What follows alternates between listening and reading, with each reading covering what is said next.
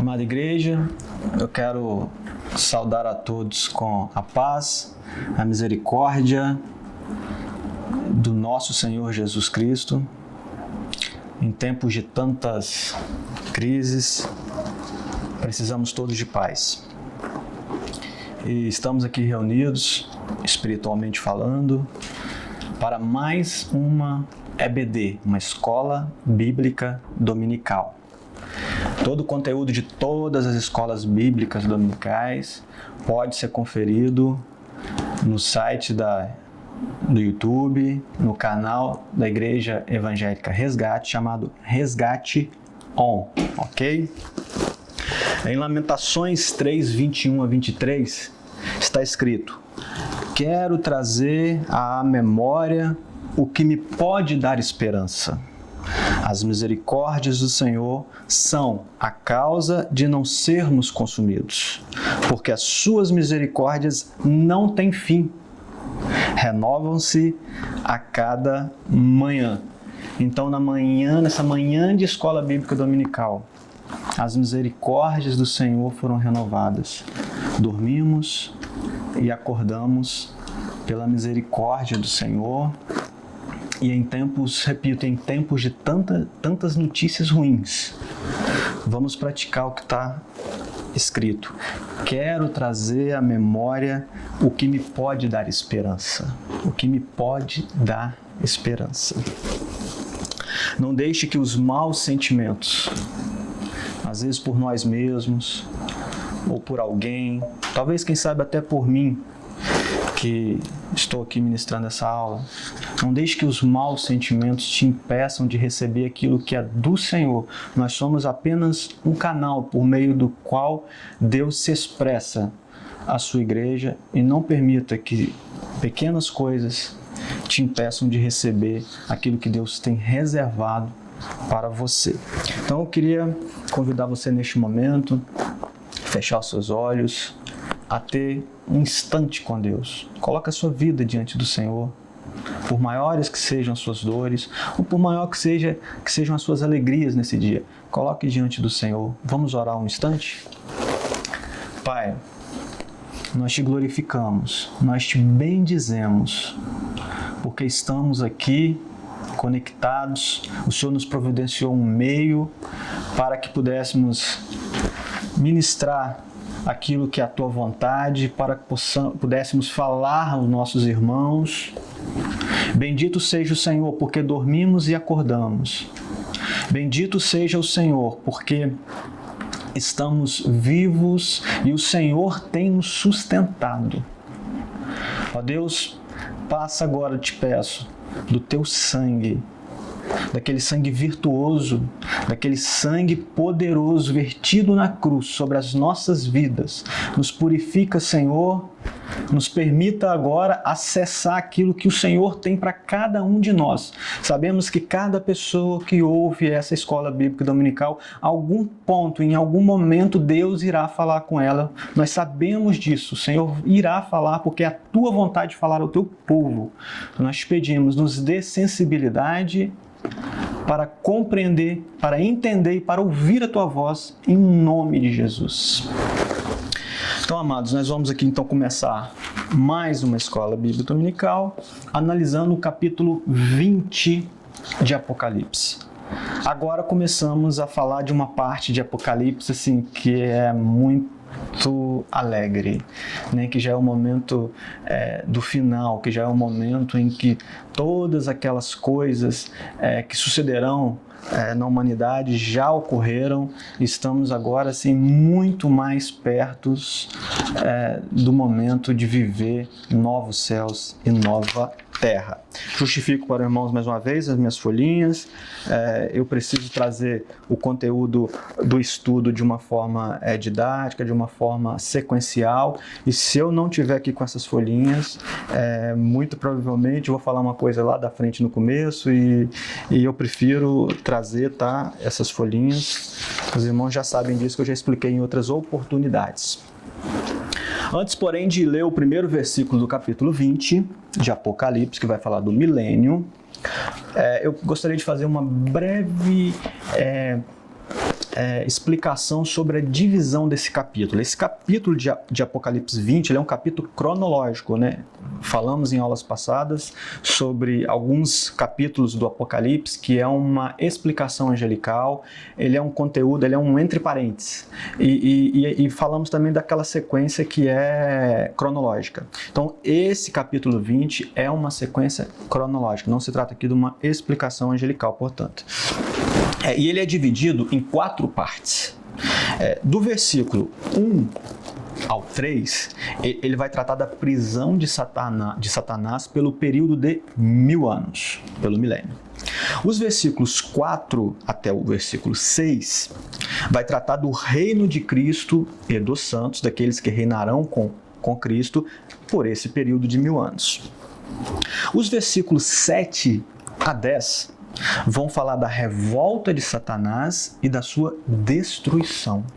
E temos, por último, os versículos de 11 a 15, que vai tratar do julgamento do grande trono branco.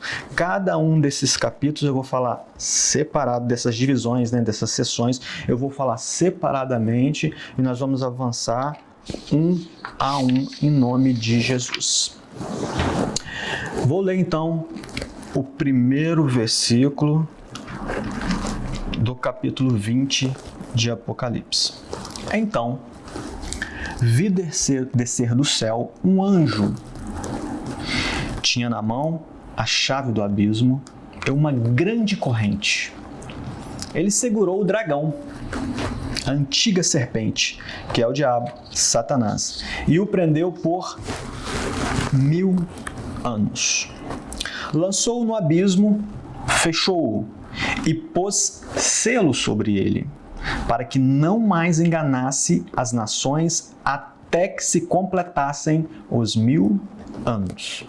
Depois disto, é necessário que ele seja solto um pouco de tempo. Então aqui está Apocalipse, do versículo 1 ao 3, que vai falar daquela primeira parte. Então veja, meus irmãos, que João começa informando neste capítulo 20 que ele está vendo um anjo. João não cita quem é esse anjo. A propósito, João ele teve o cuidado de somente colocar a figura de Jesus quando o próprio Jesus se identificava para ele como sendo aquele autor. Fora isso, João colocava o que ele estava vendo. Ele era preciso na sua visão. Então, se ele estava vendo um anjo, era um anjo. Se ele estava vendo um animal, era um animal. Se ele estava vendo... Então, ele sempre cuidou disso. Quando era informado para ele que aquilo que ele estava vendo era algum ser, então ele relatava como aconteceu aqui quando ele falou, segurou o dragão. Aí ele vem, a antiga serpente, que é o diabo, Satanás. Então aqui ele sabia o que ele estava vendo, então ele descreve. Mas no caso do anjo, vi descer do céu um anjo, que no início do versículo, ele não faz essa identificação. Então fica... logo quando a gente começa a ler o versículo, para um olhar mais atento, talvez, fica, quem é esse anjo? Que anjo seria? Seria Jesus? Ou não? Né? Com relação a Jesus, a gente pensa que não seria. É um pensamento, tá? Nós sempre falamos que não estamos batendo martelo, mas a gente pensa que não seria. Por quê? Porque nesse momento que isso aqui está acontecendo, Jesus já havia descido para a guerra do Armagedon. Então, como esse anjo estava descendo, então era como se esse anjo não estivesse naquele grupo ali da guerra, algo assim. Então a gente tem esse pensamento, quer ele esteja assim adequado ou não, a gente tem esse pensamento, e eu não me recordo de alguém que sustente, algum autor, não me recordo no momento que sustente que esse anjo seria Jesus. Sem querer dar nomes ao que a Bíblia não deu, ao que João não deu,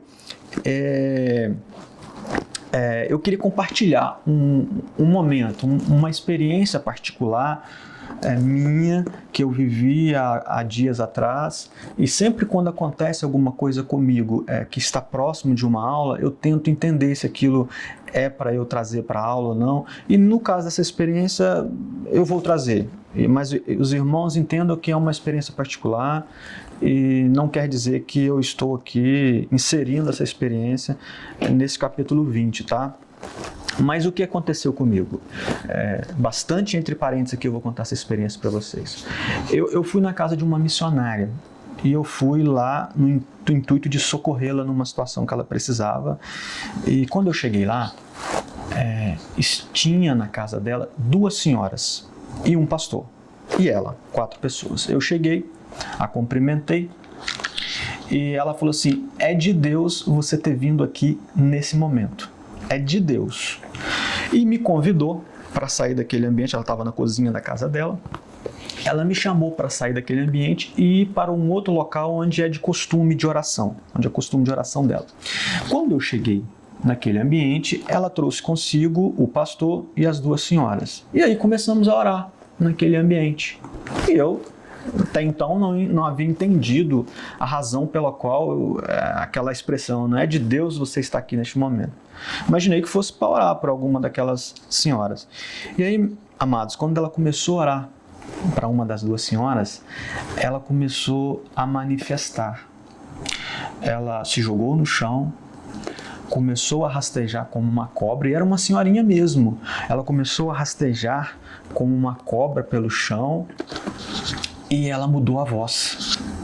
E ela começou a falar muitas coisas. Ela acusou muito a outra senhora que veio junto com ela e fez acusações terríveis, disse do ódio que ela tinha por aquela senhora, falou também alguma coisa sobre a missionária, sobre familiares da missionária, e ficou ali falando, rastejando e falando naquele ambiente por uns 10 ou 15 minutos. E eu não entendi aquilo, falei, por que a missionária não expulsa logo esse demônio? Ela estava ali, assim, no comando da situação, eu fui um convidado a estar ali, fiquei na minha, né? Falei, o que eu faço? Eu vou lá expulsar esse negócio? Não.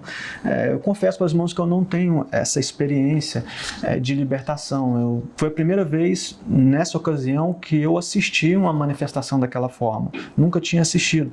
Então eu fiquei ali um pouco sem saber o que fazer. Não é a minha área, essa área da libertação. Eu sei que a igreja tem um trabalho muito forte com isso, muito bom, mas não é a minha área. E então, depois de tudo, para encerrar aquele demônio que estava ali naquela mulher, ele começou a falar assim: antes de eu ir embora, eu quero contar uma derrota. E aí ele começou a falar que ele estava pronto para matar uma pessoa, inclusive era um familiar dessa missionária. Entretanto, antes que ele conseguisse levar ali a efeito a pretensão dele, Miguel interviu. Falou aquilo com muita clareza. Aquele Miguel interviu e me atrapalhou, e ficou falando isso e repetiu isso algumas vezes. E logo, aí na sequência a missionária expulsou aquele demônio, a mulher voltou a si e aí foi embora. Enfim, me chamou a atenção muito aquela palavra Miguel. Eu não quero dar aqui veracidade ao que aconteceu ali, né? Ou até mesmo ao que aquela entidade lá falou, mas me chamou a atenção porque quando você vai na palavra, você vai ver que sempre é Miguel que faz frente a Satanás. Quando o assunto envolve esse nível de potestade, esse nível de guerra, nós vemos Miguel aparecendo. Onde está isso, por exemplo? Vou ler Daniel 12:1, para os irmãos terem uma noção. São vários textos, mas eu separei 2 aqui.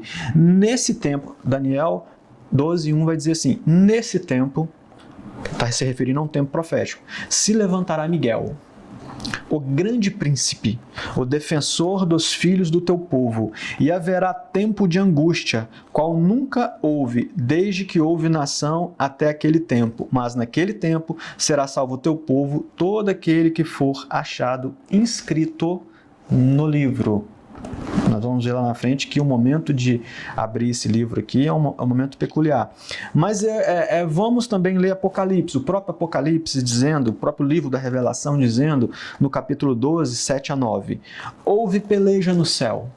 Apocalipse 12, 7-9, houve peleja no céu. Miguel e os seus anjos pelejaram contra o dragão. Também pelejaram o dragão e seus anjos. Todavia, não prevaleceram. Quem não prevaleceram? O dragão e seus anjos.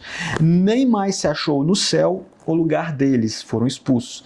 E foi expulso o grande dragão, a antiga serpente, que se chama Diabo e Satanás, o sedutor de todo mundo. Sim, foi atirado para a terra e com ele os seus anjos. Apocalipse 12, 7 e 9. Então fica muito claro que Miguel, em vários momentos, foi quem teve esse embate com Satanás. Então, assim, apenas a título assim, estamos aqui conjecturando, tá? Apenas a título assim, de informação, de uma visão, pode ser que esse anjo pudesse ser Miguel. É possível que outras pessoas falem, não, Miguel é uma tipificação do próprio Jesus, mas a Bíblia é muito claro que Miguel é um dos primeiros príncipes e tal, etc., um arcanjo. Então, assim, é uma possibilidade, tá? Apenas a título de conhecimento para abrir pensamentos, imaginário que pode acontecer. Amém? Então vamos prosseguir aqui no mesmo texto. Depois daquele evento aqui, para não deixar aqui sem encerrar o parênteses, depois daquele evento, eu até então estou sem entender porque eu estava naquela situação ali, que eu disse sobre aquela manifestação. Chegou um grupo de senhoras, essa senhora que teve a manifestação, ela saiu, foi embora, e na sequência chegou um grupo de senhoras. E aí quando esse grupo de senhoras chegou, elas falaram assim, cruzamos com fulana ali, se a gente soubesse que ela estava aqui, a gente não teria vindo, porque aquele demônio que manifesta nela é muito fofoqueiro, e quando ele chega num ambiente que tem alguma coisa errada, tem alguém com a vida suja, ele entrega, e eu fiquei assim, pensando, falei, gente, será que a pessoa me convidou para vir aqui para ver se o demônio ia falar alguma coisa a meu respeito? Então, assim, eu fiquei ali sem muito entender, falei que eu precisava, logo na sequência eu falei que eu precisava sair, precisava voltar, e a missionária nem orou por mim, falou assim, amém, irmão, obrigado pela ajuda e tal, e eu vim embora. Enfim, o motivo pelo qual ela me chamou ali eu não sei, mas eu peguei para mim a palavra Miguel que ele falou ali, porque veio a calhar com o tema aqui da aula. Então, continuando o texto, mas vamos voltar, fecha parênteses, vamos voltar aqui para o texto. Continuando o texto, esse anjo, que João não diz quem tinha as chaves do abismo. Aqui há um detalhe, a palavra que João usou aqui para abismo transliterada aqui para o nosso português e falando da forma com que está escrita, é abussos. Abussos. Quando o Gênesis, o livro de Gênesis, ele foi ser traduzido para a Septuaginta, para o grego, então qual foi a palavra que eles interpretaram como sendo abismo lá no Gênesis 1:2, que Deus fala do abismo ali? Eles usaram essa mesma palavra, abussos. Então, na hora de traduzir o grego, o hebraico para o grego, eles colocaram assim, a palavra grega para identificar aquele abismo era abussos. Abussos. Também a mesma palavra usada, além de Apocalipse 20, é usada também por Paulo em Romanos 10:7, quando ele fala de sepultura. Então, em todos esses, tanto lá em Gênesis, quanto aqui em Apocalipse, quanto Paulo aos Romanos, vai indicar assim, que é um lugar baixo, um lugar, uma profundidade. Vamos dizer assim, o covil do Satanás. Então, assim, o local é a casa dele, é para onde ele foi expulso, é o abismo. Isso a gente vê onde? A gente vê isso, por exemplo, quando Jesus vai mencionar sobre, em Apocalipse 1:18, que ele vai dizer assim, eu vivo e fui morto, mas eis que estou vivo para todo sempre. Tenho as chaves da morte e do inferno. Então, assim, como Jesus fala, eu desci a este ambiente que pertencia, que era casa, e eu tomei as chaves do inferno, a chave da morte. Também em Apocalipse 9:1 está escrito assim, João vê o seguinte: o quinto anjo tocou a sua trombeta e vi uma estrela que do céu caiu na terra e foi-lhe dada a chave do poço do abismo. Então veja bem que também aqui está mencionando a chave e esse poço do abismo. Então é uma região baixa, vamos colocar assim, é uma região baixa. Seguindo, nós vamos perceber agora no texto, na sequência, assim, eu peço aos irmãos que estejam com a Bíblia aberta aqui, para os irmãos puderem seguirem aqui, para entender bem, para ficar bem claro isso. Veja bem, esse anjo então tinha a chave do abismo, desse lugar, dessa profundeza. E ele tinha também uma grande corrente. Então nós sabemos que aqui ele está falando de coisas espirituais, porque Satanás é um espírito e não seria possível prendê-lo com correntes materiais que a gente conhece. Então ele está falando aqui de correntes no reino espiritual, está falando de coisas espirituais. Então ele prende ele com corrente, ele segura, né? Ele fala que segurou o dragão com essa corrente, que é a antiga serpente, que é diabo, que é Satanás, ele enfatiza aqui, e o prendeu por 1000 anos. Lançou-o no abismo, ou seja, ele prende ele, lança ele no abismo, e além de prender e de lançar no abismo, de fechá-lo no abismo, ele pôs sobre ele um selo, para que ele não mais enganasse as nações até que se completassem os mil anos. Então, o que acontece? Vamos trazer uma situação bem do nosso tempo, para a gente tentar compreender isso.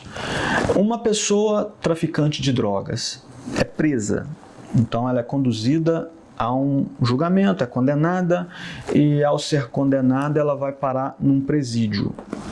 Lá de dentro do presídio, veja bem, toda a atuação dela foi limitada, porque ela não está mais, ela foi tirado dela o direito de ir e vir, então ela não pode mais transitar na sociedade, ela está num ambiente fechado, restrito, preso.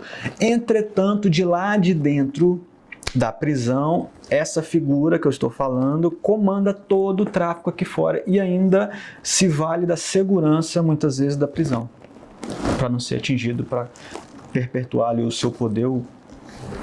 Perpetuar não seria a palavra adequada, mas para tentar manter o seu poder por mais tempo possível.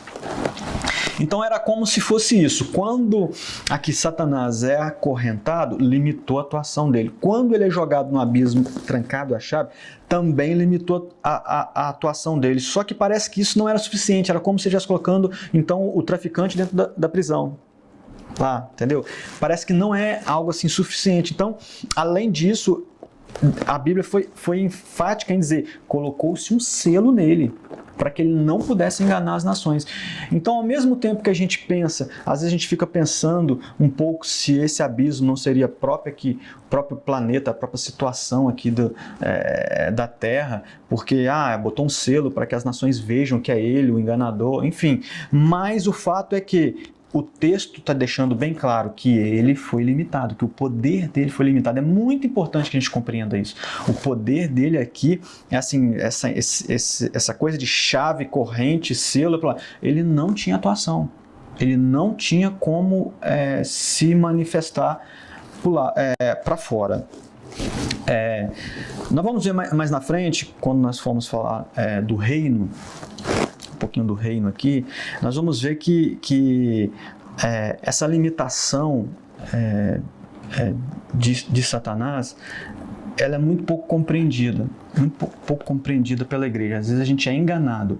É como Saul, já tinha deixado de ser rei, Davi que era o rei, mas ele governava. Por que ele governava? Porque as pessoas que estavam embaixo do governo dele reconheciam ele como rei. Então, às vezes, somos nós próprios, nossas atitudes e ações, que damos o poder que ele não tem. Mas isso nós vamos falar um pouco mais à frente. Tá? Vamos entender, então, sobre esse período então do milênio. Aqui nesse texto que nós lemos, Apocalipse de 1 a 3, eu vou meio que encerrar aqui agora um pouco sobre esse tema, já que dessa primeira sessão que fala da prisão de Satanás, e vou entrar aqui propriamente já numa introdução para o milênio. Então aqui nesse versículo ele fala, prendeu por 1000 anos e manteve ele impedido de enganar as nações até que completasse os 1000 anos. Então vamos falar um pouquinho agora sobre esse período de 1000 anos que, literalmente falando, chama-se milênio. O termo milênio, ele aparece na Bíblia apenas neste capítulo 20 de Apocalipse. Ele não é um tema assim que dessa forma, com esse termo, caminha pela Bíblia. Não, ele está aqui presente neste capítulo 20. E o que acontece? Como o livro de Apocalipse é um livro assim, que tem muitas alegorias, há quem interprete o livro apenas de forma alegórica. Não consegue fazer separações entre uma alegoria e uma realidade. É como se assim, olha, para interpretar esse livro, ou eu interpreto ele só alegoricamente, ou eu interpreto ele só historicamente, ou eu interpreto só espiritualmente. As pessoas não conseguem assim, eu não digo assim, você não pode escolher o que vai interpretar de um jeito ou de outro, mas assim, tentar deixar o livro te mostrar o que é uma coisa e o que é outra. Então eu vou falar aqui de 3 correntes que interpretam de forma diferente o que seria o milênio. Vamos à primeira delas. Então vamos separar. A primeira corrente que eu vou falar aqui é a corrente pré-milenarista. Tá? Não confunda esse termo pré-milenarista com pré-tribulacionista. Não tem nada a ver. Temos aqueles três entendimentos sobre se a igreja vai ser arrebatada antes da tribulação, pré-tribulacionista. No meio da tribulação, mid ou meso-tribulacionista. E após a tribulação, que é os pós-tribulacionistas. Então, não tem nada a ver com isso. Aqui, nós estamos falando do milênio, já é pós-tribulação, é um outro momento. Como nós vamos ver nesse entendimento daqueles que creem nessa corrente pré-milenarista. Alguns falam pré-milenista, mas o termo mais usado que eu vejo escrito é pré-milenarista, tá bom? Então, assim, a escola pré-milenarista é aquela que acredita em um milênio literal. É aquela que acredita assim, a igreja vai descer com Jesus, vai reinar aqui nessa terra, nesse tempo, com o próprio Jesus no seu corpo glorificado, mas aqui presente. Isso não é nenhuma aberração, nenhuma besteira, porque Jesus, quando ressuscita, ele aparece e Tomé não crê, ele permite que Tomé coloque ali o dedo nas mãos dele. Então ele não estava ali apenas em espírito, havia um corpo ali que interagia com esse ambiente nosso. Então, depois que Jesus morre e ressuscita, ele é um Deus, que ele é Deus no céu, ele na eternidade, ele é Deus como espírito. Ele se mostrou Deus lá embaixo, quando ele desceu nas profundezas, lá no abismo, para tomar a chave da morte, do inferno. E ele também é Deus aqui neste ambiente, ele consegue interagir com a gente nesse ambiente. É claro que nesse momento ele está na eternidade, fazendo o que ele tem de fazer, e ele interage aqui através do Espírito Santo, quem veio para essa função, através da igreja, mas haverá um momento em que ele vai interagir na sua segunda vinda mesmo com os povos dessa terra. Então, esse primeiro grupo vai ter esse entendimento desse reino físico, literal, de Jesus aqui no nosso planeta. Temos o segundo grupo. Agora vamos para o segundo grupo. São 3.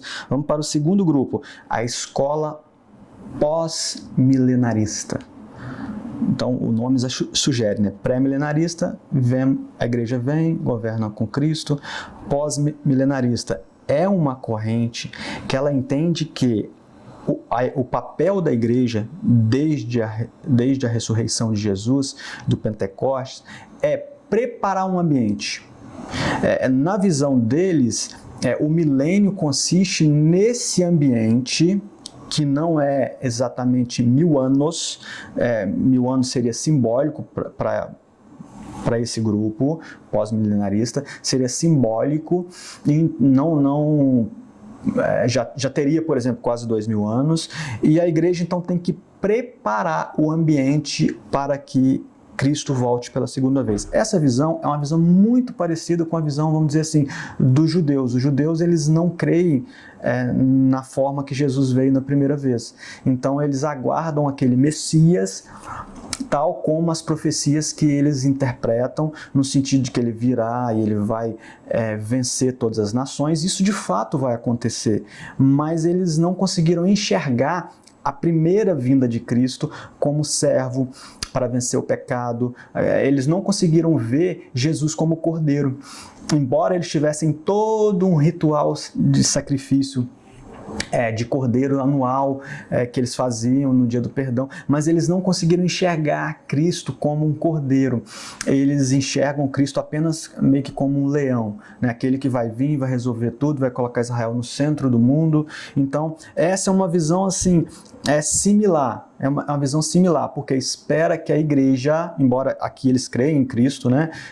Não é como eles lá os judeus que não creem na primeira vinda de Cristo, eles creem em Cristo, são cristãos, só que creem que a igreja tem esse papel e que Jesus virá apenas após o milênio, ou seja, pós-milenarista, ele vai virar após o milênio, quando esse ambiente estiver preparado apenas para exercer o juízo, para julgar. Essa é a compreensão dessa segunda escola. Vamos agora para a terceira escola. A terceira escola é a amilenarista. Essa aqui eu vou falar com um pouco de cuidado, porque envolvem pessoas que a gente deve muito respeito, são pessoas assim, muito estudiosas, então vou ter muito cuidado para falar sobre esse tema aqui. Tá?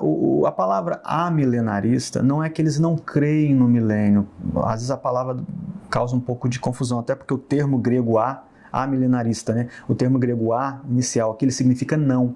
Então, se você pode olhar isso aqui, você pode falar assim, o pessoal não crê no milênio. Não, não é isso.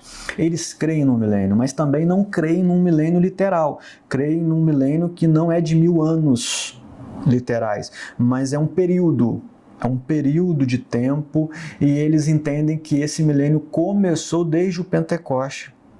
Entende? Então eles entendem da forma deles que Jesus está reinando. O reino já chegou com Cristo e Jesus está reinando desde então. Então, assim, basicamente essa é a compreensão do entendimento amilenarista. Então nós temos 3 aqui correntes. A primeira, Cristo vem, reina com a igreja, literalmente, período de 1000 anos, 1000 anos mesmo literais. A segunda, não, a igreja tem que preparar esse ambiente, não é literal. E a terceira também não é literal, mas a igreja já reina desde então. Esse terceiro grupo não espera a vinda do Messias, assim, tal como o segundo grupo aqui, apenas para julgar, não, mas eles entendem que a igreja já reina e Jesus já está julgando. Tá? Então, o que é o milênio? Depende da corrente que você se filiar. Cada uma delas tem as suas bases, não é algo assim absurdo, depende do seu entendimento. Outro dia eu via o pastor Luciano Subirá. Ele estava em um local e foi numa entrevista, e aí perguntaram algumas coisas sobre o posicionamento deles, um pouco nesse sentido, e ele declinou, obviamente, não quis falar, falou que na escola dele ele diz, mas ele contou uma história que eu quero aqui repetir, a história que ele contou. Ele disse que ouviu essa história do irmão, e o irmão ouviu, sabe de Deus quem, mas enfim, é uma história do café com leite. Acho que talvez muitos aqui já tenham ouvido. Há pessoas que gostam do café primeiro, aliás, gosta do leite primeiro e depois coloca o café para fazer a bebida café com leite. Então esses, segundo ele, se denominam os pré-lácteos, ou seja, gosta do leite primeiro. Outros gostam dessa mesma bebida de uma forma diferente. Primeiro eles colocam o café e depois colocam o leite. Esse ele denominou como sendo pós-lácteo, ou seja, o leite vem depois. E com relação a esses, é aquele grupo assim que pensa assim, gente, o nome da bebida é café com leite, então, obviamente, o café teria que vir primeiro para fazer sentido o nome da bebida. Então, aquele povo estudioso, mas assim, racional na compreensão da coisa.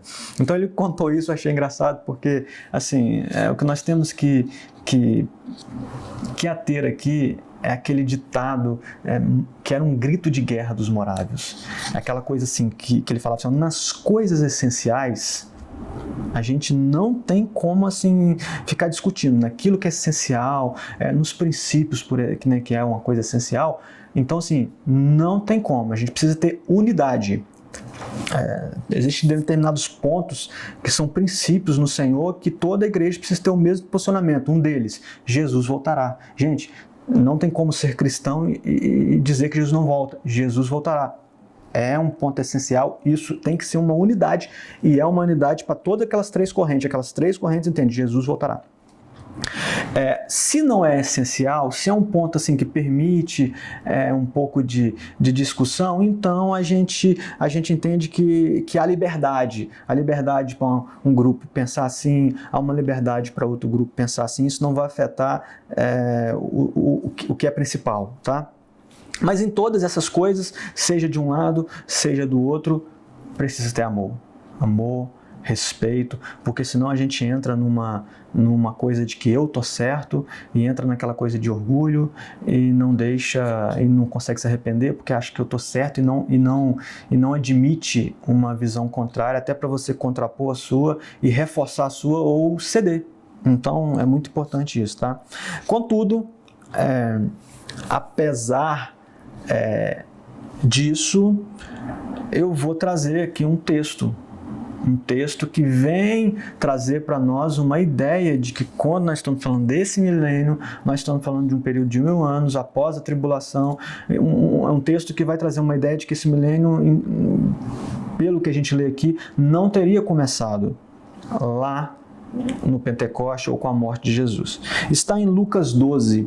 Lucas 12 é um capítulo assim, muito interessante de se ler. Em Lucas 12, por exemplo, nós vamos ver estar sendo dito sobre buscar primeiro o reino dos céus. Nós vamos ver que é ali que está escrito sobre onde está o seu coração. Está indicando assim, onde está o seu coração, ali está o seu Deus. Então aquela coisa é bem nesse capítulo de Lucas 12. Mas nesse aqui que nós estamos lendo, é do 36 ao 44. Vai dizer assim, eu registrei aqui: sede vós semelhantes a homens que esperam pelo seu Senhor, ao voltar ele das festas de casamento. Que fique claro, o que eu estou lendo são palavras de Jesus, segundo escreveu Lucas. São palavras de Jesus, tá? Ao voltar ele das festas de casamento, para que quando vier e bater à porta, logo lhe abram. Primeiro versículo 36. Segundo, 37. Bem-aventurado aqueles servos a quem o Senhor, quando vier, os encontre vigilantes. Em verdade vos afirmo que ele há de cingir-se, dar-lhes lugar à mesa e, aproximando-se, os servirá. Era um costume que se tinha do Senhor servir ao servo. Quer ele venha na segunda vigília, quer na terceira, bem-aventurados serão eles, se assim os achar. Sabei, porém, isto: se o pai de família soubesse a que horas havia de vir o ladrão, vigiaria e não deixaria arrombar a sua casa. Ficai também vós apercebidos, porque a hora em que não cuidais, o Filho do Homem virá. Então Pedro perguntou: Senhor, proferes esta parábola para nós ou também para todos? Disse o Senhor: quem é, pois, o mordomo fiel e prudente, a quem o Senhor confiará os seus conservos para dar-lhes o sustento a seu tempo?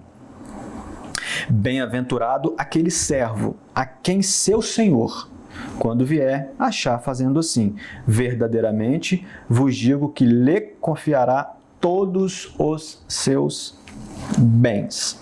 Então, vamos pegar alguns detalhes aqui do texto. Primeiro versículo aqui que nós lemos, versículo 36. Sede vós semelhantes a homens que esperam pelo seu Senhor. Jesus está falando aqui, uma tipologia, o Senhor aqui naquela parábola tipificava ele, Jesus. Ao voltar ele, esse Senhor, das festas de casamento, para quando vier e bater a porta, logo lhe abram. Então ele está falando o quê? Ele está dizendo que esse senhor está voltando de festas de casamento. É porque a festa de casamento, como os irmãos viram na aula passada, ela não é um dia, não é um momento como o nosso, ela é uma série de festas, né? Algumas festas, são alguns dias. Então o que ele está dizendo?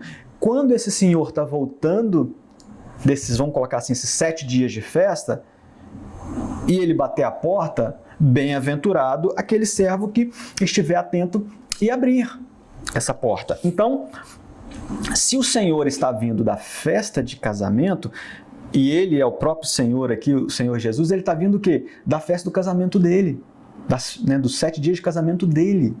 Então ele está vindo casado. E quando ele está voltando casado, se os servos dele estão atentos e abrir a porta, então olha só, olha as figuras que estão aparecendo. Um senhor casado, vindo de um casamento, e servos atentos para o momento da volta dele. Então, o que Jesus está sinalizando aqui? Porque ele não escreve, Jesus não registra nada em vão. O que ele está dizendo aqui? Exatamente aquilo que nós cremos. Vai haver uma festa de casamento no céu e, quando ele voltar, bem-aventurados os servos que estarão aqui, vivendo nessa terra, esperando. Então, esses servos é diferente da igreja nesse momento aqui. Por quê? A igreja está vindo com Cristo, casada, é a noiva. Então, ela casou, passou das bodas. Agora ela está descendo. Descendo para quê? Para reinar com Jesus no milênio. Então, quem são esses servos? Aqueles que esperam o Senhor e que vão reinar com Ele. Então, o texto ele vai nos indicando, vai nos mostrando que tem esse contexto de a igreja e Jesus vir a este mundo reinar. Outro detalhe também que a gente não pode deixar aqui de citar é quando ele fala de Pedro, que Pedro vai fazer a pergunta, né? Profere essa palavra para nós ou para todos? Nós sabemos que Pedro, amados, ele conduziu ali naquele primeiro momento os judeus. Ele ficou muito voltado para os judeus. Paulo é que foi pregar para os gentios. Então Pedro tem toda uma ligação ali com esse judaísmo. E nós vamos ver que Jesus deixa claro que é para esses servos, para esse grupo, para esse... vamos dizer assim, a igreja ela é constituída tanto por gentios quanto por judeus, mas existe os judeus, existe uma missão dos judeus. Os judeus esperam aquele Messias que virá no cavalo branco, que vai resolver tudo, e isso acontecerá. Então, assim, existe uma missão para esse grupo. A igreja é a noiva, mas existe uma missão para esse grupo, tá bom? Então, me chamou muito a atenção esse texto de Lucas 12:36, que traz uma ideia a mais de que realmente esse milênio será aqui, será com a igreja, será literal. E não é absurdo nenhum, repito, Jesus governar fisicamente, cuidar de política, cuidar de manter as pessoas, inclusive mostrar o que é o reino de Deus, como o reino de Deus ele é bom para o homem, não esse reino mentiroso, envolvido em dinheiro, fundamentado em dinheiro, em guerras, em exploração que existe nos dias de hoje. Tá? Para compreender, se eu separei aqui um texto que vai deixar bem claro que a missão da igreja, vamos colocar da igreja gentílica, da igreja que Paulo cuidou, ela tem assim, exigências e coisas totalmente diferentes daquele grupo que Pedro está cuidando. Isso está lá em Atos 15, 28 a 29. Paulo já pregava há 10 anos e então foi se reunir com os apóstolos. Porque Paulo é aquele que teve experiência com o Senhor após a morte do Senhor. Então o que Jesus mostrou para ele era totalmente diferente do que aquilo que estava sendo mostrado para o Pedro, Tiago, para aquele grupo de apóstolos que conviveu com Jesus. Então, naquela reunião, chegaram-se a uma conclusão, e está escrito em Atos 15, 28 a 29, que diz assim: porque pareceu bem ao Espírito Santo e a nós não nos impor maior encargo. Não impor maior encargo em quem? A Paulo. Além destes preceitos necessários, que vós abstenhais de alimento sacrificado aos ídolos, do sangue da carne de animais estrangulados e da imoralidade sexual. Então vê que eles fazem mínimas exigências. Fareis muito bem se vos guardastes desses procedimentos, pois desejamos que tudo de bom vos aconteça. A decisão é recebida com alegria. Então, naquela reunião que teve ali entre os apóstolos e Paulo já pregava há 10 anos, então chegou a conclusão: Paulo, o evangelho que você prega é do Senhor Jesus, tudo certo. Nós vamos aqui, como aqui discípulos, encarregados da palavra de Deus, nós vamos aqui dizer para você: olha, guarde isso, apenas isso. Circuncisão, outras coisas, é para nós judeus. Vocês guardem isso. Então, o que acontece? Nós vamos ver que isso é tão forte que quando Jesus vai falar lá em Apocalipse 2, que ele vai falar com a igreja, em Apocalipse 2, 14 e 2, 20, ele vai repreender a igreja em dois momentos, assim, sobre a doutrina de Balaão e sobre Jezabel. E quando você vai ver que tanto a doutrina de Balaão como os ensinos de Jezabel, eles estão todos vinculados a quê? Vinculados à imoralidade sexual e comer carne sacrificada. Exatamente as duas observações que Pedro, Tiago fizeram em relação a Paulo. Então vê que Jesus exigiu ali daquela igreja ou questionou aquela igreja naquilo que foi orientado, tá? Nós sabemos que não existe teologia neutra, nós sabemos que tudo que nós aprendemos vai fazer com que a gente tenha alguma atitude. Exemplo disso é o coronavírus, a pandemia, as notícias que vieram fizeram com que nós tomássemos medidas. Alguns ficaram em casa, outros com mais medo, outros com menos medo, outros desesperaram. Então, assim, ou seja, o conhecimento de algo provocou reações das mais diversas nas pessoas. Então, quando a gente conhece algo, a gente toma conhecimento de algo, há uma reação. Então, a teologia também não é neutra. Toda vez que você toma um conhecimento de algo, isso produz em você uma reação, e por isso é importante estudar o livro com muita cautela, com muito temor, né? É muito importante que você estude também a palavra. Se você tem dificuldade de estudar a palavra sozinha, venha para o Querigma. Tem um seminário aqui integrado a essa Igreja Resgate. Então, venha participar do Querigma para você abrir os seus horizontes, tá? Nós sabemos que a maior dificuldade que temos quando nós tomamos conhecimento da verdade, e a verdade vem para nos libertar, é a gente renunciar a nós mesmos. Isso é um desafio diário, se não de minuto em minuto, sabe? É um desafio a todo momento nós estamos sendo atacados por pensamentos, emoções, uma ligação, uma mensagem. Então, assim, é importante que a gente tenha isso, consciência disso e lute com relação a isso. Eu queria falar agora sobre esse reino, milenar, esse reino, desse período de 1000 anos desse reino. Eu vou usar 2 personagens da Bíblia aqui para tentar trazer um pouco de luz a esse tema.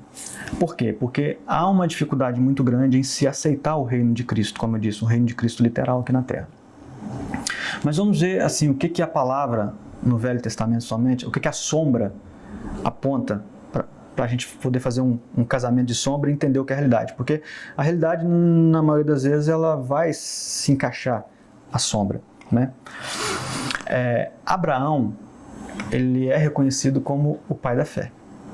Abraão alcançou salvação para si, para sua família, pela fé.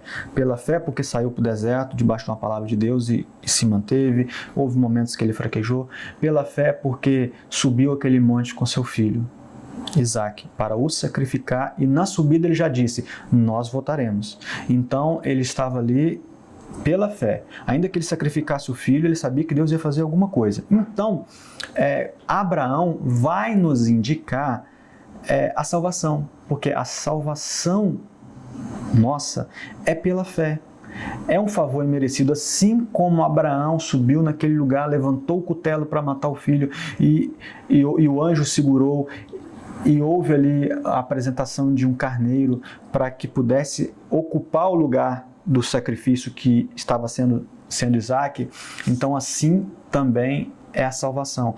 Nós tínhamos por condenação à morte, mas Jesus nos resgatou, morrendo por nós. Então a salvação nossa, ela é algo assim que nós não fizemos nada por merecer. E aí nós vamos ver isso muito claro em Efésios 2, 8 a 9. Está escrito assim: porque pela graça sois salvos. Mediante o quê? Mediante a fé. E isto não vem de vós, é dom de Deus, não de obras, para que ninguém se glorie. Porque às vezes a gente pensa que ter uma vida fazendo obras, e aqui as pessoas pensam em obras no sentido literal, ajuda um, ajuda outro, vai garantir a salvação. Não, a salvação é algo que é pela graça. É um favor imerecido, Jesus conquistou, não é por essas obras que nós vamos conquistar salvação. Então eu separei aqui a história de Abraão para ficar bem clara, assim, uma história de salvação pela fé, na forma que está escrito em Efésios. Agora nós vamos falar de reino. O milênio não é um reino, então vamos falar de reino. O reino já é diferente nesse ponto da salvação, nessa perspectiva, porque há entendimento de que o reino de Deus cumpriria a salvação e o seu reino milenar, o seu reino mesmo. Mas assim, vamos entender, vamos fazer essa separação para ficar didaticamente compreensível aqui. Em Davi, nós vemos o reino que o reino é tipificado o reino de Jesus. Esse governo de Jesus. Agora vamos ver como foi o reinado de Davi. Lembrando que aqui em Abraão, nessa questão de Abraão que eu estou falando, qual é a figura que apareceu ali, proeminente ali? O Cordeiro. Então ali nós estamos falando de Cordeiro, que tira o pecado do mundo. Ali é a salvação, o Cordeiro. Mas aqui, no reino de Davi, a figura mais proeminente já é o leão, já é uma figura assim, de governo, leão da tribo de Judá, já é uma figura de governo. Então, Davi, ele recebeu a unção e o direito de reinar sobre Israel. E logo na sequência ele reinou? Já saiu reinando? Não. Isso não aconteceu. Davi foi ungido. No momento em que Davi foi ungido, Deus já havia retirado o reino das mãos de Saul. Então, espiritualmente falando ali, Saul não era mais rei. Saul não tinha mais unção de rei. A unção de rei agora estava sobre Davi. Davi era o rei. Mas Davi não reinou de imediato. Davi primeiro foi conduzido à casa de Saul. Davi sofreu violência. Davi sofreu ataques, tentativas das mais diversas de destruí-lo, armações, jantares com armações, com tentativa de matá-lo. Então veja bem, assim como Jesus também veio a este mundo e foi colocado ali, amados, no ambiente que Satanás governava desde Adão. Nesse ambiente de governo de Satanás, como se fosse Saul, nesse ambiente de governo. Então, Jesus sofreu humilhações, tentações, armadilhas. A tentação dele no deserto foi um caso clássico disso, mas Jesus continuou firme, assim como Davi também continuou firme. Davi precisou fugir, ir para as cavernas, e Davi precisou criar um grupo de pessoas utilizando marginais que mais à frente se tornaram os seus valentes, marginais sobre os quais ele começou a reinar ainda ali naquelas cavernas. Então veja bem, assim como aconteceu com Davi é todo o trajeto de Jesus.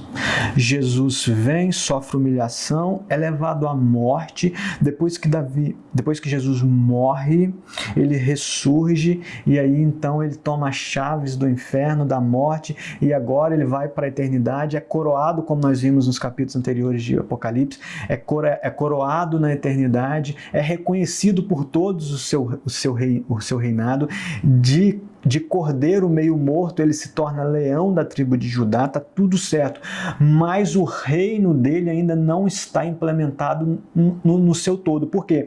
Davi também começou a reinar com aquele grupo de homens. Davi depois chegou a reinar com um grupo, com uma parte de Israel, porque Davi foi ungido rei para quê? Para reinar sobre todo Israel. Entretanto, ele estava ainda reinando sobre parte de Israel, mas ele já era rei. Nessa ocasião, ele já tinha de fato se tornado rei, mas reinava sobre uma parte de Israel. Por quê? Quando Saul morre, quando Saul perde essa batalha para Davi, há uma guerra interna na família de Davi, de Saul, e Davi então é destinado para reinar um lugar longínquo, um lugar ruim, enquanto a família continua governando aqui. Então, o que nós estamos vendo aqui? Nós estamos vendo claramente que embora o Saul estivesse já destituído, mas havia ali uma resistência, Então, assim, da mesma forma, Jesus ele reina com a igreja, a igreja reina com ele, nós temos poder, temos em Cristo, vivemos, Satanás tem poder? Não tem poder. Por quê? Porque ele foi vencido, ele é alguém que foi vencido, mas ele ainda exerce influência e poder. Por que ele exerce influência e poder? Porque nós que estamos debaixo desse governo muitas vezes reconhecemos esse poder a ele, damos essa condição. O povo não precisava se submeter a Saul, poderia falar: Davi, você é o nosso rei, Deus ungiu, venha sobre nós. Mas o povo aceitava Saul, aceitou a família de Saul, mesmo depois da sua morte, para reinar. Então, nós vemos que, tal como o reino de Davi, que tipifica o reino de Cristo, foi um reino que não foi imediato, assim também é o reino de Cristo. Ele começou na cruz, no Pentecoste, com a igreja, tudo certo, mas ele vai continuar. E o reino físico, o reino pleno, assim como Davi reinou de forma plena depois sobre todo Israel, assim também será o reino do milênio. Jesus reinará sobre todo mundo. E quem é que estava junto com Davi naquele momento? Os valentes, aqueles que primeiro estavam com ele no reino. Então, sim, quem estará com Jesus no reino? Também os valentes, aqueles que foi dado lugar para sentar no trono, aqueles que foram decapitados na grande tribulação, que é aqui o tema do próximo versículo. Em 1 João, o mesmo João que escreveu Apocalipse, em 1 João 3,2, ele fala assim: amados, agora somos filhos de Deus, e ainda não se manifestou o que haveremos de ser. Sabemos que quando ele se manifestar, seremos semelhantes a ele, porque haveremos de vê-lo como ele é. Então desse texto extrai aquele ensino que aprendemos inclusive no seminário sobre já, mas ainda não. Ou seja, o reino dele já está no nosso meio, mas ainda não na sua plenitude, tá? Então falei aqui sobre Davi, sobre Saul. Deixa eu me atualizar aqui, amados. E para trazer um pouco mais de informação para os irmãos, esse entendimento de que o milênio é real, literal e que acontecerá aqui na Terra, não é uma coisa assim desse tempo nosso, tá? Eu separei aqui, ó, entre os anos 100 e os anos 250, ou seja, entre o primeiro e o terceiro século, no 100 aqui já seria o segundo século, né? Entre o segundo e o terceiro século, Justino, Irineu e Hipólito, que eram pessoas estudiosas e que viveram naquele contexto ali da escrita de Apocalipse, dos apóstolos, eles entendiam que esse milênio era um governo literal. Os seguidores de Calvino já entendeu diferente, então quem é muito vinculado à linha de Calvino já entende de forma diferente, tá? Então vamos partir agora para o versículo 4, já mudando do tema, já não é mais a prisão de Satanás, já vamos falar sobre agora o reino de Jesus, efetivamente sobre o milênio. Apocalipse 24 vai dizer assim: vi também tronos, E neste sentaram-se aqueles aos quais foi dada a autoridade de julgar. Vi ainda as almas dos decapitados por causa do testemunho de Jesus, bem como por causa da palavra de Deus, tantos quantos não adoraram a besta, nem tampouco a sua imagem, e não receberam a marca na fronte e na mão, e viveram e reinaram com Cristo durante 1000 anos. Então aqui nesse versículo, eu vou chamar a atenção para fazer uma divisão aqui. Vejam que João vê tronos, então se são tronos, pessoas vão sentar, ou seja, fica muito claro aqui que Cristo vai reinar com um grupo, né? E nestes tronos, que a Bíblia não fala quantos são, fala que sentaram aqueles que foi dado autoridade para julgar, então é um grupo, João não identifica assim quem é esse grupo, mas diz que aqueles aos quais foi dada autoridade para julgar. Vi ainda as almas dos decapitados por causa do testemunho de Jesus, bem como por causa da palavra de Deus, tanto quantos não adoraram a besta, nem tampouco a sua imagem, não receberam a marca na fronte e na mão, e viveram. Ou seja, então há um segundo grupo. Primeiro grupo, aqueles que foi dada autoridade para julgar. Segundo grupo, alma dos decapitados, aqueles que passaram pela tribulação, não se sujeitaram ao anticristo, então esses também receberam o direito de sentar nesse trono. Vejam que nós estamos falando de momentos, de acontecimentos que na nossa visão a igreja já não está, que seria esses decapitados, por exemplo, seriam momentos relacionados a momentos que a igreja inclusive nem está. Então nós vemos grupos de pessoas assim, antes mesmo da tribulação, que seriam esses que foi dado o direito de julgar, e um grupo também que perdeu a vida na tribulação, né? que é esse momento aqui que envolve o anticristo e a marca, e a pretensão de adoração ali da imagem da besta. Então tem esses dois grupos, tá? Antes da tribulação existe um grupo, depois da tribulação existe um grupo, e existe a igreja que vai reinar junto com Cristo, que vai se formar, né? Vai fundir um só com Cristo. Falamos de quem reinou com Davi. O reino está vindo e não vai tardar. Então, eu não vou estender muito sobre o versículo 4, queria chamar a atenção que existe tronos, vai haver um reino, então pessoas vão reinar com Cristo, ou seja, é igual muito similar ao que apareceu com Davi.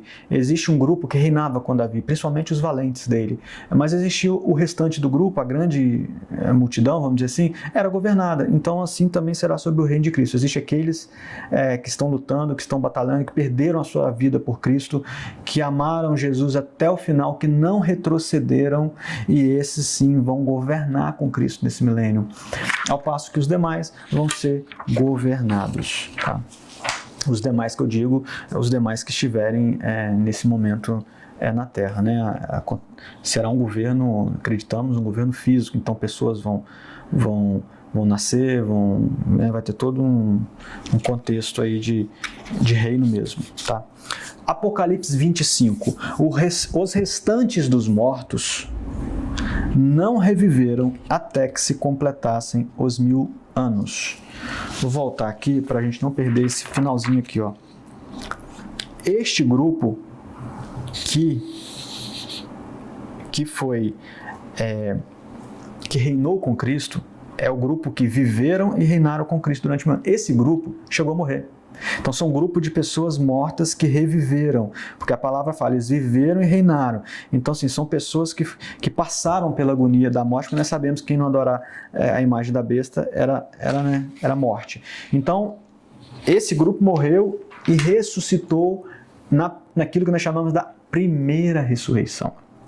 Tá? Então é o que vai falar aqui, o restante dos mortos não reviveram, ou seja, fora aquele grupo que reviveu para reinar com Cristo, o restante dos mortos, ou seja, tem mortos desde Adão, não reviveram até que se completassem os 1000 anos. Então, veja bem, a primeira ressurreição, para viver esse milênio, é apenas daqueles que foi dado o direito de sentar nos tronos para julgar, e daqueles que foram decapitados no nome de Jesus. Então, é um grupo.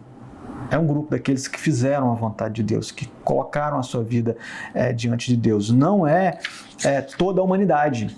Não é toda a humanidade. Então, nessa primeira ressurreição, é esse grupo. E isso é o que vai contrastar com aquela ideia de que Jesus reina desde a sua morte. Por quê?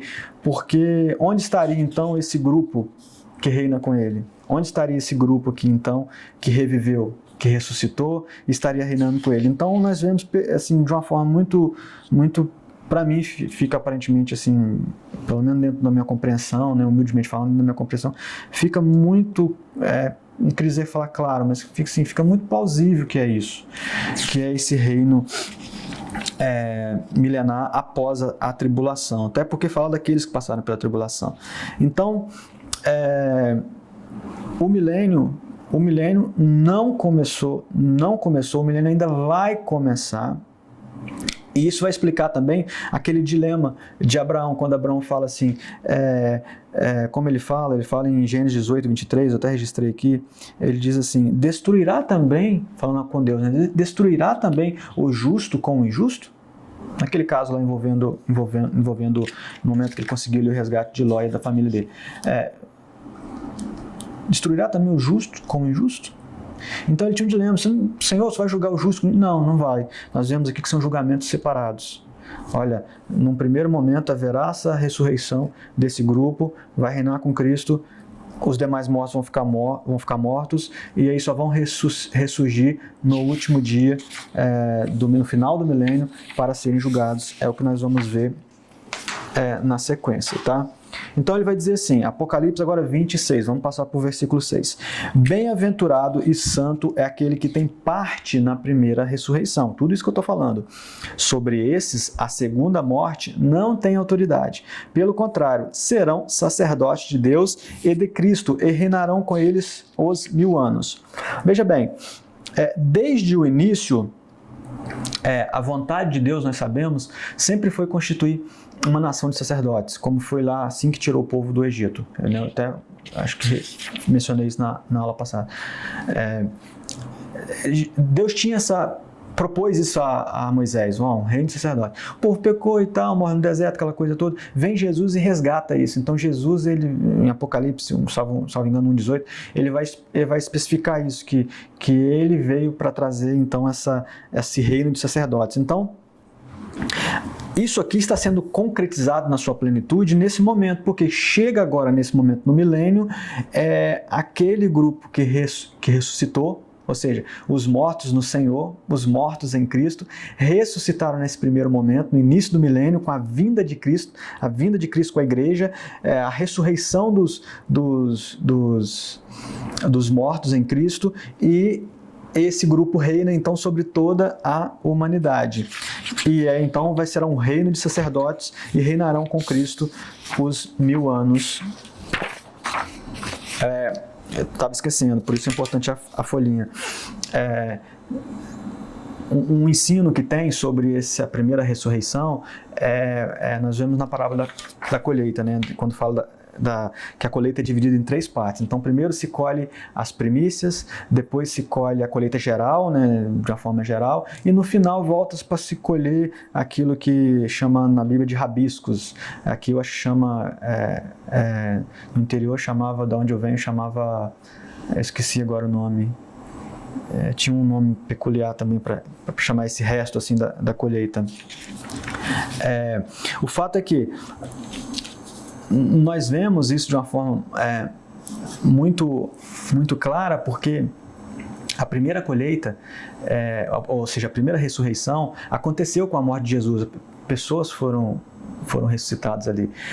Com a segunda vinda de Jesus, a ressurreição, aqueles eram, vamos dizer assim, as primícias.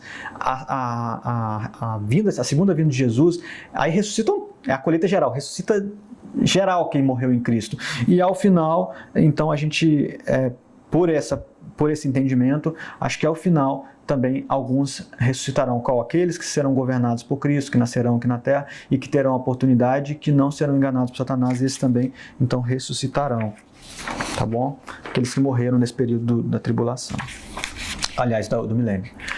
Passamos então para Apocalipse 27 a 10, que é outro grupo. Vamos falar agora da revolta de Satanás e do seu extermínio. Diz assim: quando, porém, se completarem os 1000 anos, Satanás será solto de sua prisão e sairá a seduzir as nações que há nos 4 cantos da terra, Gog e Magog, a fim de reuni-las para a peleja. O número dessas é como a areia do mar.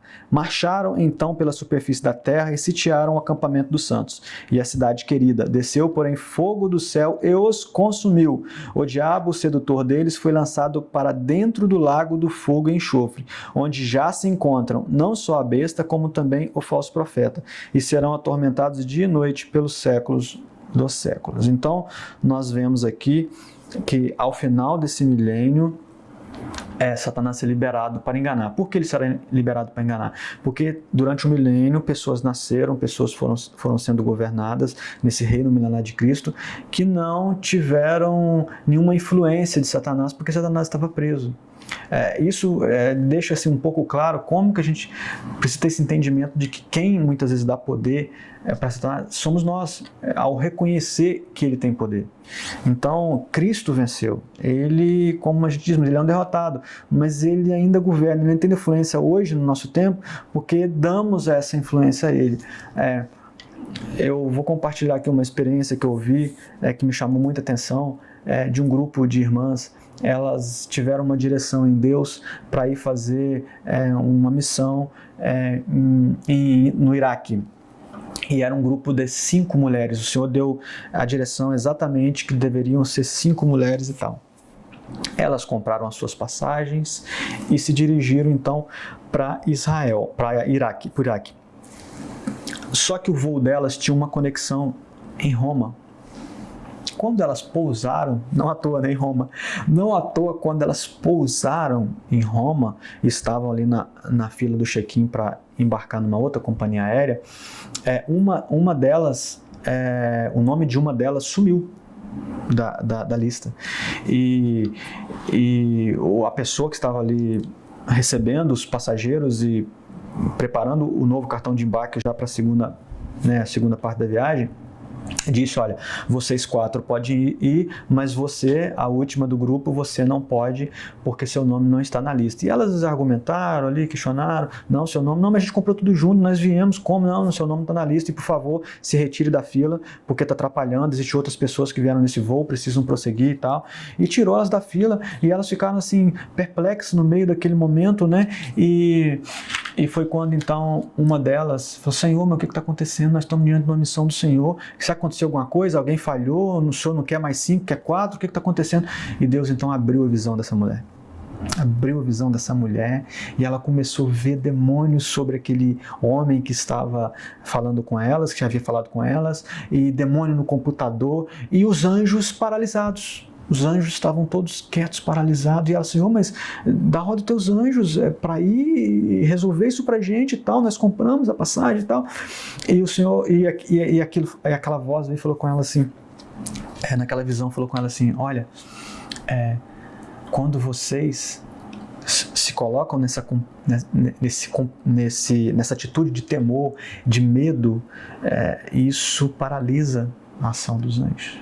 Comecem a adorar, e deu lá uma direção para elas adorarem, e elas começaram a adorar naquele aeroporto.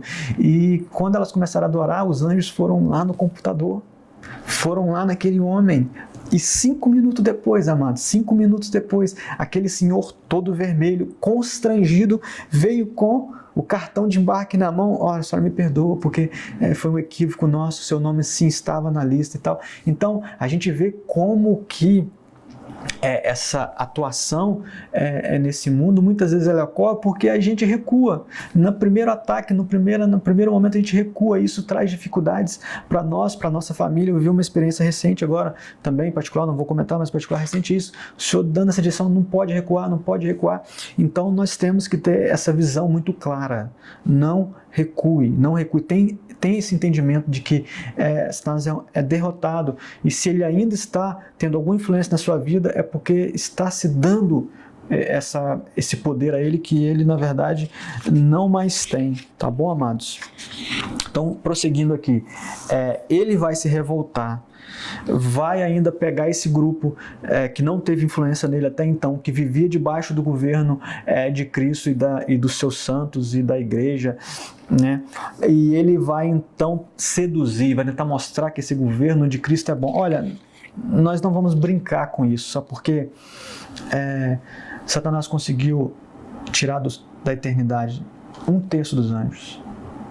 Então, o poder dele de engano não é brincadeira, não vamos subestimar isso também, tá? Nós temos que ficar muito com temor e no Senhor, não vamos subestimar isso, porque ele vai juntar as nações, ele vai enganar as nações, então muitas pessoas que estavam debaixo do governo de Cristo vão perder suas vidas e de uma forma eterna, porque não vão ter uma segunda chance. Assim como os anjos não tiveram a segunda chance. Nós temos segunda chance porque nós não contemplamos esse reino total, né, na sua plenitude. Então, assim, nós temos a segunda chance, mas eles não terão, tá, essa segunda chance. Então, assim, aqueles que forem enganados ao final vão perder as suas vidas, né, e então será a cartada final, porque Deus então vai exterminar esse ser, vai exterminar ali os seus anjos e todo o mal da face da terra vai deixar de existir. Tá? E na sequência, então, prosseguimos para Apocalipse 20, 11 a 14. Vi um grande trono branco e aquele que nele se assenta, de cuja presença fugiram a terra e o céu, e não se achou lugar para eles. Vi também os mortos, os grandes e os pequenos, postos em pé diante do trono. Então se abriram livros. Ainda outro livro, o livro da vida. Vê que é diferente. Abriram-se livros e ainda outro livro, o livro da vida, foi aberto. E os mortos foram julgados, segundo as suas obras, conforme o que se achava escrito nos livros. Deu o mar os mortos que nele estavam. A morte e o além entregaram os mortos que neles havia, e foram julgados, um por um, segundo as suas obras. Então, a morte e o inferno foram lançados para dentro do lago de fogo. Esta é a segunda morte, o lago de fogo. Então, veja bem, aqui é aquela ressurreição final, onde todos serão... onde todos os ímpios, vamos dizer, aqueles que não participaram do reino de Cristo, ressurgirão, serão ressuscitados e serão julgados segundo as suas obras. As obras aqui não fala de obras de caridade, não está falando disso, amados. São das suas atitudes, das suas ações, dos seus comportamentos, aqueles que rejeitaram Jesus, porque há uma compreensão de que esse trono branco, que está falando aqui no texto, ele é um trono assim, pro forma, ou seja, quem chegar para ser julgado naquele trono, não tem como escapar da condenação, porque tudo está registrado no livro ali, e são pessoas que rejeitaram a Cristo, que tiveram a oportunidade delas, mas elas não podem ser lançadas no fogo sem antes ter o direito de passar por esse julgamento. Então elas serão julgadas, mas ali não haverá escape, tá? Os livros estão no plural, ao passo que nós vimos que os livros foram abertos, estão no plural. Então, assim, é aquela coisa, né? Que inclusive, salvo engano, foi Davi que escreveu, né, em Salmos, que ele vai escrever assim, olha, desde antes de eu ser formado, meu nome já estava ali no livro, já estava ali, toda a minha história já estava registrada ali no livro.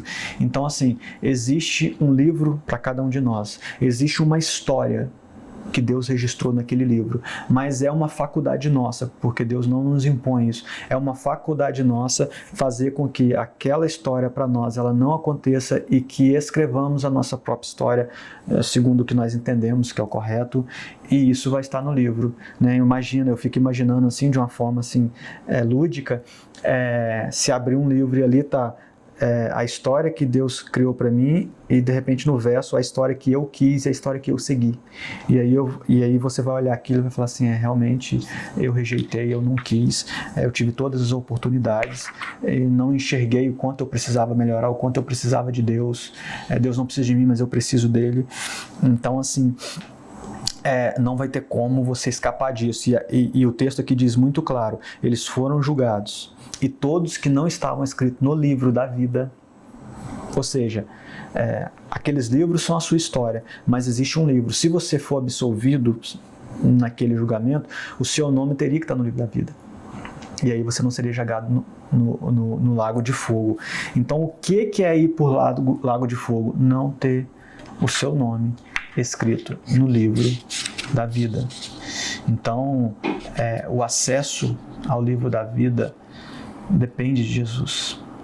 Depende de você entender o sacrifício de Jesus.